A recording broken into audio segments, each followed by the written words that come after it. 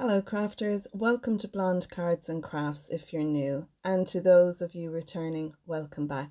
Today I'm going to be using the Papercraft Society box number 32, and my card is inspired by this one here.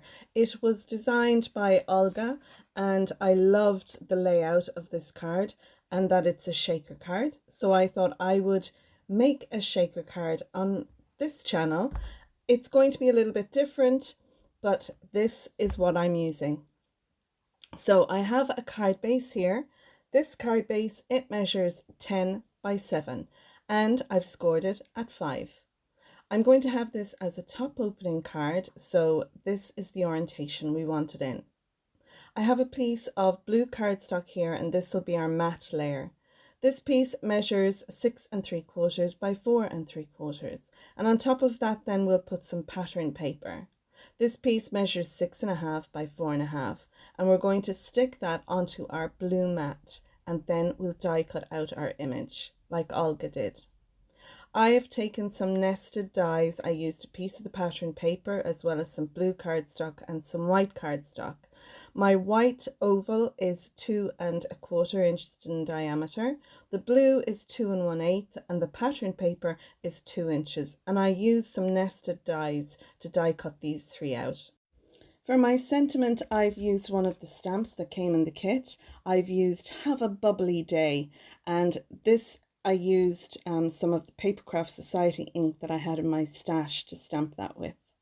I also used some of the dies, this little one here and these two, to make the little blue and white circles that I have attached to this to give a bit of dimension. Two of the little pieces have tiny foam squares underneath them to raise them up, but otherwise I will glue that straight down onto the card front. This is one of the large dies that came in the kit as well in the die set, and I'm going to die cut out my piece just like Olga did in her card.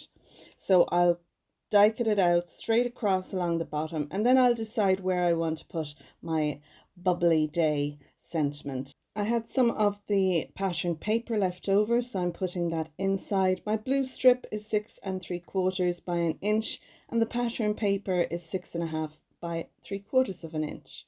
So that's everything we're going to need other than a piece of acetate and some shaker bits to put inside. So you can see here I'm gluing down my pattern paper to my blue matte layer, and I'm using my Kalal construction glue.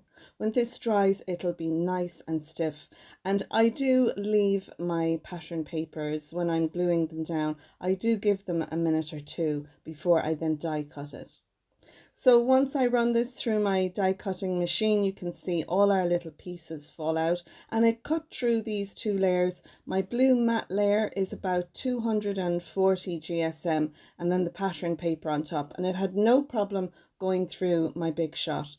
I have a chrome precision plate on my big shot, and I find that that cuts out, it helps my dies to cut out perfectly each time.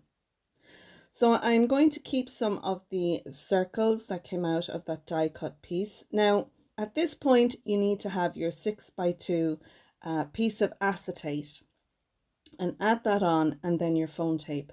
But I forgot, it was on the desk but I couldn't see it, so I just went ahead and stuck down my foam tape. Now I'm showing you what I've done here. I've added some double-sided tape along the back here. I'm going to take off the release tape, and then I'm going to inset a piece of acetate that fits directly over my die cut piece. Now I could have removed the foam tape carefully just above where the bubbles are die cut out, and just below I could have added my acetate then and then reattached the foam tape, but I didn't want to do that, so this worked for me, and I left it in because I wanted you to see sometimes everything doesn't go perfectly. You know, I forget to do a step because I'm just crafting away and enjoying what I'm doing. And I left it in so you can see there's always a ways and a means around getting through things that we do by accident, in error. So now I'm going to take off the release tape on the foam around my shaker bits, and I'm going to add on a piece of the blue matte paper. And this is just a piece I cut roughly to fit over so that none of my sequins would fall out. I'll then add some liquid glue onto that piece, and this then makes it easier to stick this down onto my card base. I want to make sure that the border all around my white border from the card base is even, and it shakes beautifully. I'm delighted with that. So now it's just a matter of putting down our sentiment piece to the front, and I'm going to put it here on the left hand side, and the reason for that is it gives me room over there on the right hand side. So if this card goes to someone having a special birthday, you know, happy 50th or happy 21st or whatever, I can put the numbers over on that side, or I can add a name if it's a short name, or depending on the size of the dies I used, but it gives me room. I was going to die cut out the cheers. We get a cheers, relax and enjoy dies in this kit. You can just see them there on the left hand of the screen. But I thought, no, I'm going to leave it there so I can actually add that in a different way when I'm using the card. I'm now taking some of my shaker bits, and these are just bits I got in my local Mr. Price, which is like a €2 shop here in Ireland, and I'm putting some on the outside as well as have our pieces inside in our shaker card. And lovely, I just love that, and it shakes no problem. So now I'm going to put my strip on the inside, and then I'm going to stamp a sentiment. I'm using the stamps that came in the kit. It's Lovely Bubbly, and then It's Your Birthday. So I've put those two stamps together to make one sentiment for inside. I'm going to add a couple of dots where the Lovely Bubbly is, and a little dot after the birthday, or full stop should I say. And then I'm going to embellish inside using some of the little cut out pieces that I have there in the bowl, as well as a couple of the shaker pieces. And the shaker pieces are glittery, and then you have other ones that are just a shiny silver. So I use both on the inside. So I'll embellish the little strip as well as around our sentiment, and that then will finish the inside of our card. Once I've that done, then I'm going to go back to the outside of the card, and I'm going to embellish the front of that. I'm going to add some extra sequins on the outside like what I'm putting on the inside, and as well as that I'm going to use the accent glaze that we got in the kit. I'm going to use that like we would glossy accents. So once I've the inside finished, we'll be able to move on then and continue with the outside. So there we go. I love that. I love giving it a little shake.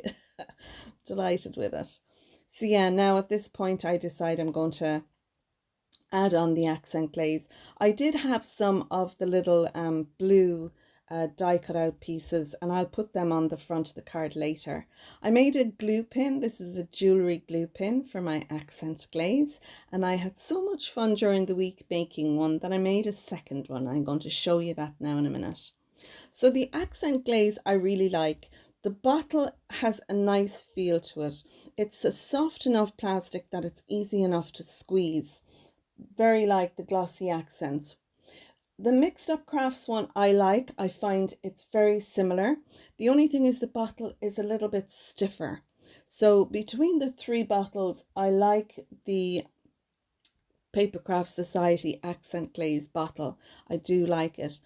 I find that the accent glaze itself is a little bit thicker than the Ranger Glossy Accents.